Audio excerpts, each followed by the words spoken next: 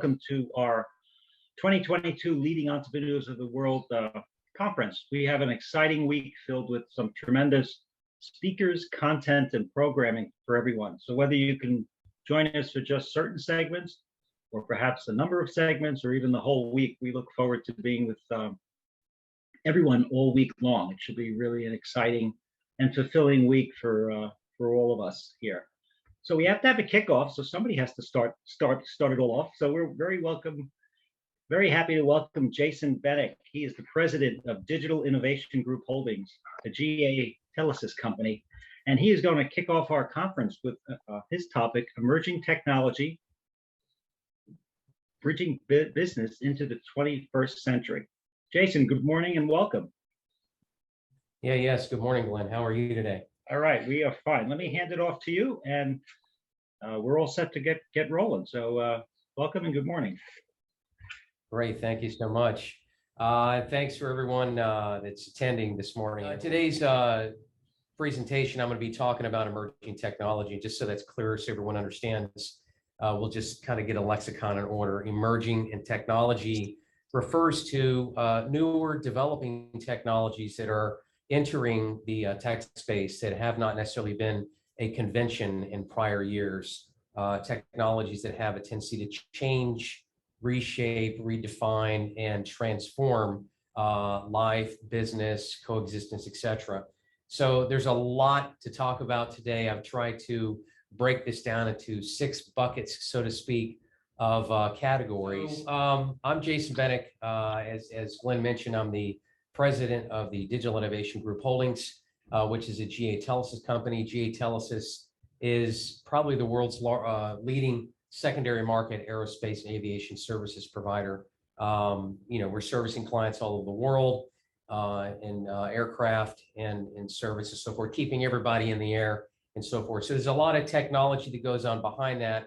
So the organization focuses on providing a very safe set of protocols and how services are rendered with every manufacturer and aircraft airline service agency in the world. I've been in technology for quite a while. I'm a serial entrepreneur, MIT Sloan blockchain alumni, and MIT startup bootcamp completion, and it's just put me into the realm I love the most, which is emerging technology. So let's go ahead and talk about how core technologies are impacting business today. And at the end of this, we're going to cover some brand new technologies that are going to be impacting business even more over the next 10 years.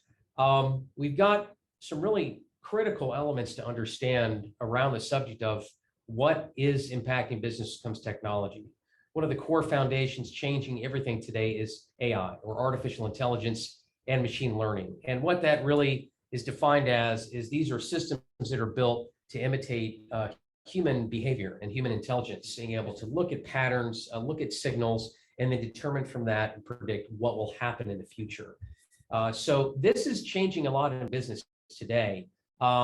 Mainly, you'll see a lot of this being used in automation. You'll see a lot of this being used to determine business intelligence and prediction on what's happening, so that you don't have to have people sitting around on Excel spreadsheets and figuring things out and doing analytics. And this is how AI is impacting a lot of business today. There's some recent reports done by Splunk, by Goldman Sachs, and a lot of other analysis on finance and other information that AI is really going to end up being about 85 to 90% of every business process over the next 3 to 5 years. So I'd say that's reshaping business quite intrusively and at a high volume.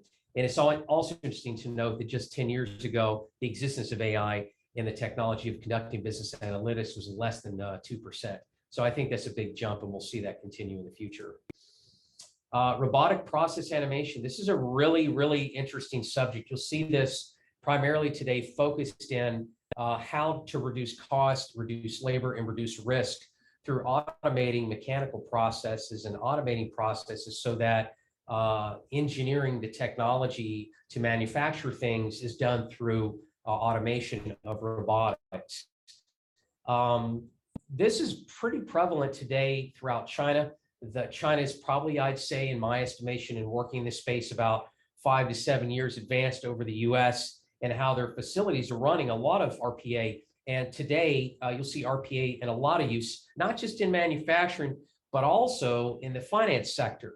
And how this is really being applied today is in account creation, in managing complex account management. And every time new accounts are being created, there's automation that uses intelligence to determine, oh, based on this profile, we'll set this person up with this account. Based on this profile, they meet these protocols, we'll set up that account. And that automation happens when you're setting up new accounts. So the RPA isn't just for physical work, it's also online for automation in finance and many other things. The benefits in this are huge. Your accuracy, as opposed to having a person sit down and try and manage a manual task or manage an integration process, is more automated. And it can also run 24/7, which cuts out the need for running multiple shifts on equipment and personnel servicing things that are online. Plus, there's the subject of cycle time and complexity. As you can see from the brief image that I had here, this is a small fraction of, for example, what's being done. If you've seen any videos in the Tesla factory, there's a close to 66 to 80% fluctuating in use of RPA across everything that they do. They have reduced the need for a tremendous amount of people and reduced the safety risk by automating a lot of processes. So RPA is very, very important to run cycle times and to manage a lot of complex processes. And last, it's important to understand it's impacting a lot when it comes to automated analytics. And that's really critical because you have people sitting down trying to figure out what's efficient, analyzing this, analyzing that, and all of that's being done through the software that's running the machinery and spitting out those analytics as it's running all day long, allowing you to create more efficiency on things that need it and fix it. Let's talk about edge computing. This is a big subject. I mentioned this at the outset. The way technology is run is you'd had a central data source of information, and you'll pull from that and process and push that down to the user, either at your desk or on your mobile device. And so what edge computing does, it allows to put a little bit of data repository technology on your device, right where you're using it, and then process information through a gateway back to where the central information is coming from. So you can keep and cache a little bit of that information on the device. It can process instantly, which improves latency, which is the speed of response. You can enhance the security by having that occur only accessible to the person on the device, so someone can't necessarily intrude unless they're holding it. And plus, there's the efficiencies and the processing ability to manage that on site, which is at your device level, not back at the server where the information is being pulled from. And it also allows you to control things a lot better as to who has access and what they're seeing and what they're processing and what they're managing. So there's both a plus and minus to that on restriction, as well as control and tracking and so forth. So edge computing is really redefining the ability of how you as a user are able to process information, no matter where you are, as long as there's an internet connection or a telco connection or telecom connection. Device management today with operating systems are trying to manage this so that you can get the fastest speed possible from where you're located right on your device. That's really what edge computing is trying to solve today. And that's changing a lot for business. Another big bucket, IoT, touched upon this just as we got started. I'd have to say the Internet of Things, really, you can define this essentially as what is the network of device connectivity and the software technology and commands that are allowing you to connect those together. Everything exists today, from smart cities and offices to homes. People are controlling the thermostats from their car at home. They're starting their coffee from their bed when they first wake up. You walk into an office, there's detection as to where you're located. It can turn on the lights in your office before you walk in. Based on the device to know which office you're on in a multiplex. And of course, there's smart cities. If your vehicle is registered, your device is attached to your vehicle. It can tell you and preset a parking space for you. It can prepay for parking. It can also determine where you're located against the office on arrival time. It can notify you if you have visitors back from your office. All these connected elements of information, notification, all this stuff to optimize how you're conducting business today and create the more efficient. It has its pluses and minuses. It can be argued today that there's too much tracking involved with that, too much oversight, but it does create a lot more efficiencies. The other element really is the autonomy attached to that. If you create a network of devices in your home, for example, that are connected, you can set timing, you can set safety, you can set protocols and protect your children from entering things, getting into a fridge, turning on a stove that they shouldn't, and protect things like that that are based on if you have coding, if you have timing that allows to make for a safer home. And you've probably seen a lot of smart technology at home now with Alexa, turn on Pandora, Alexa, I want to hear this song or that song, and it will play on the stereo system and then turn down the volume. So all of these are considered the IoT world. And the intention here is to increase the efficiency, productivity, and safety of both the environments that the devices are connected in and make for more efficient coexistence.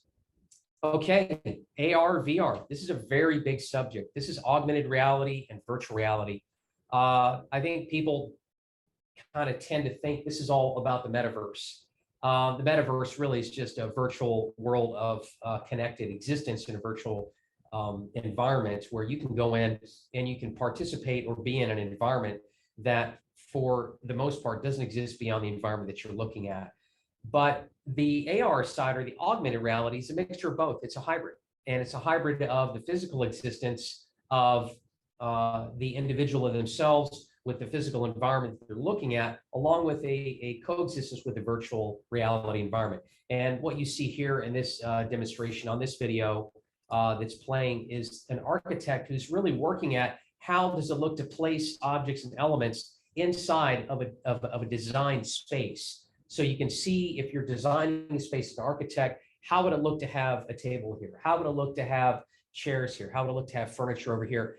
And right now you can't really do that without just designing a 3D space, and you expect it, but then when you go look at it, it's different. But if you can put yourself in that environment and see what it looks like and then be able to move things around, then you can kind of create a coexistence which improves efficiency on design and accuracy.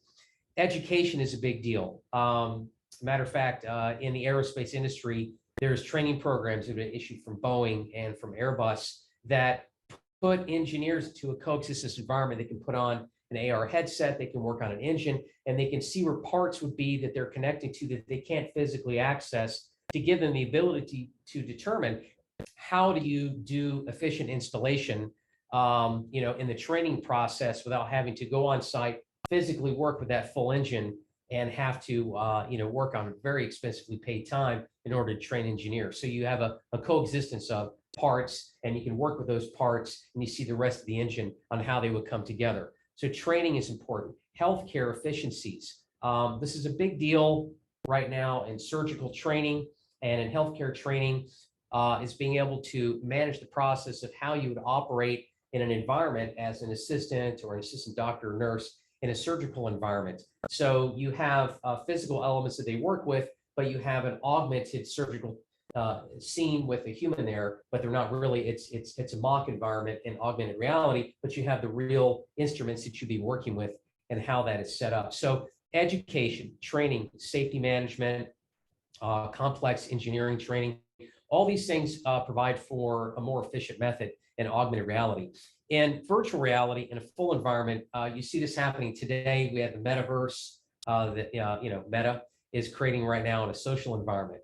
You have complete shopping centers, real estate, buying clothes, everything else. You can actually try on clothes. You can get a body scan before you go into a VR environment, and from your body scan, you can go around and you can try things on. You can visit. You can watch movies. You can and interact with a 3D environment. So this has a lot more entertainment value. That's trying to be converted into real world value right now. But again, we are at the very beginning, nascent stage of all this technology being developed. It's impacting business because hundreds of billions of dollars are being spent in the development of this software and hardware technology to create this environment for everyone to be in.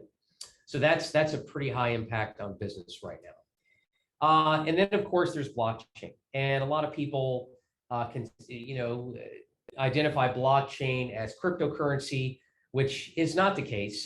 Distributed ledger technology has actually been around since the 70s, late 70s, and the subject of data storage, but it has evolved quite a bit. And the subject of crypto or cryptographic currencies today use blockchain technology or distributed ledger technology to manage currency creation and to manage currency transactions. But blockchain goes well beyond that. Blockchain as a method today is really used in a lot of different areas. It's used in supply chain, it's used in healthcare, it's being used in provenance management for food supply, to be able to manage, trace, and track food from its source all the way through to delivery, like at Whole Foods for right now. And different larger food supply chains are using technologies that harness the power of blockchain to engage process to validate coffee, vegetables at their sources to ensure that they are truly organic and that there's trust in that process from original farming all the way out to what you purchase over the counter, which is increasing trust, which is that point of provenance. And that, by virtue of that, it does reduce the risk of fraud considerably, which is really important. And then when it comes to alternative currencies, we could speculate on that all day and talk about the risks of alternative currencies. However, it is important to note that the world is moving in that direction and using different types of rails to digitize money. It's evolved quite a bit from stone and barter system to then, physical coins to paper money to then credit cards and bank wires and Zelling now and Cash App and Venmo, and it's all migrating and moving to a complete digital existence, a binary existence of monetary value moving between parties. And blockchain technology supports that today.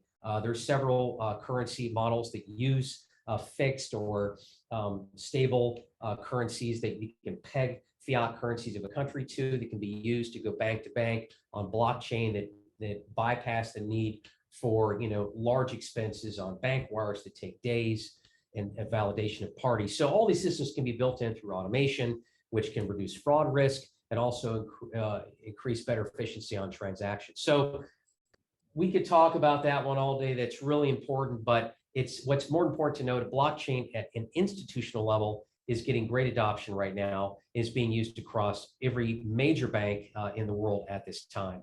And we'll see where all that goes in the coming couple of years as regulatory embraces it better. And just so you know, the US has been making strides in that direction. There's been a much greater embracing of the use of blockchain, while there's a lot of restrictions and oversight in cryptocurrency because of a lot of people getting involved to use it for other means than to benefit those economically that are looking to do so. There will be a maturity point over the next couple of years in regulation while the technology continues to mature. So let's take a look. What are the key elements of how business has been impacted by these different technologies? There's quite a bit here. Communication. In the last 10 years, I mean, let's take a look at it. The last 15 years since 2007, 2008, when smartphones were truly went commercial. They came out before that, about 2006, 2005, but they didn't really hit a touch screen until that was evolved by Apple and became mainstream.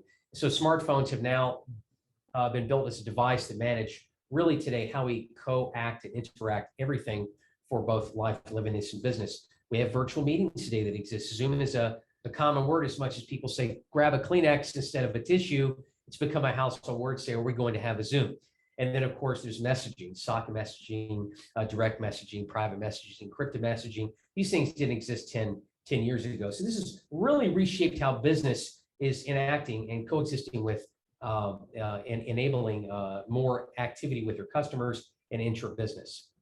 Transportation. We have autonomous rails that run nowadays. We take it for granted. We jump on the metro. A lot of metro technology and inter-airport back and forth is autonomous. It's electric. This technology did not exist 20, 30 years ago at the stage and level of sophistication that we have today. And we have autopilot technology, vehicles that can drive themselves, as well as recently might have seen the news in San Francisco. GM is the first to put out a full autonomous taxi fleet, which hit the streets actually this week. So again, they're the only ones that don't require from the cities, San Francisco, state of California, to have a human driver in the front seat managing safety for the passenger. So that's going to be launching very shortly now in San Francisco. And vehicle safety, you have lane management, lane control, distance detection. All this technology in vehicles didn't exist 10 years ago. So it's impacting quite a bit here. And then we have healthcare. You have IoT in hospitals. medical alerts, body devices, health monitoring. These things didn't exist through devices that can manage someone who may be having a situation with a diabetes attack or something that's occurring physically or in the hospital. You have multi-device management and care of people in intensive care and during operation, operative care, post-operative management of people with connected devices in hospitals that are alerting nurses, alerting doctors, and managing and doing diagnostics and analytics all the time on patients. A lot of this technology didn't exist and coexist between equipment. Then you have information today, which we all know, data collection, sharing, tracking, and surveillance, and visual and face recognition, and being able to do vehicle recognition. And what's happening today, this technology has been impacting. All of this combined is reshaping business, both where we've come to where we are today. And I think the advances that we've seen are just enormous. It's also important to note, and this is a datum that you can look up and find, that 90% of the data that's been collected today that exists on the internet has really been collected in the last 2 years. 90% of the data you have available today has really been collected in the last 2 years. So the speed of which that information is being gathered is just enormous as well. So there's future trends that are tremendously going to impact where things are going and how business will be shaped. And these are some new ones here. Let's talk about these. Distributed cloud infrastructure. Businesses today are no longer just going to rely upon one particular element of cloud services. They're going to distribute their business across multiple cloud infrastructure. I may not just be in AWS, but I maybe also be in IBM, or I may be in Microsoft Azure or GCP, Google Cloud Platform, and I may have some local hosted servers in a private environment, and I may be in a multi-cloud and a hybrid environment of how I'm managing my technology. So I'm not beholden to a single provider if they go down. This is really important. This is a bit of a new subject, especially when you look at old school. A lot of larger institutions have vested all their information and data in a single source or a large local server system. So this is changing. This is a big deal. That requires a tremendous amount of security and software technology. Quantum computing, you're talking computing at atomic and subatomic levels, and that's going to change everything, especially when it comes to cryptographic technologies. Next-gen materials, nanoparticles, graphene technology that's creating materials 100 times harder than steel, which allows us to build infrastructure that's far more safer at a higher level, at a wider level, and a much more compressed level to take a lot more pressure, so we can do things deeper, do things wider and more expansive with a lot more stress, because the population is increasing, not decreasing. Biotech, you're talking about DNA sequencing, gene therapies, genetics.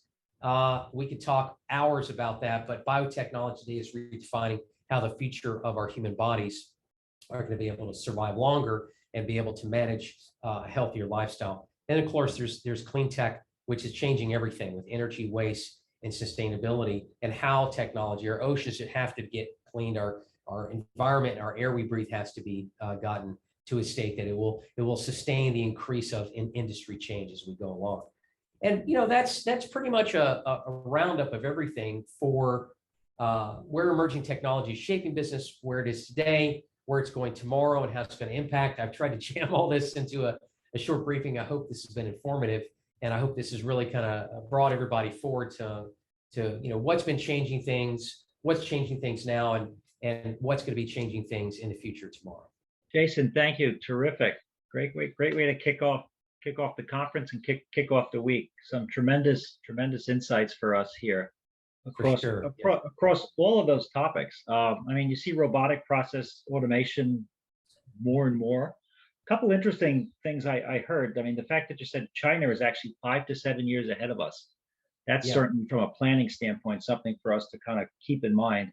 And the other thing I found fascinating too, when you think about it, artificial intelligence, less than 2% just 10 years ago. Yes.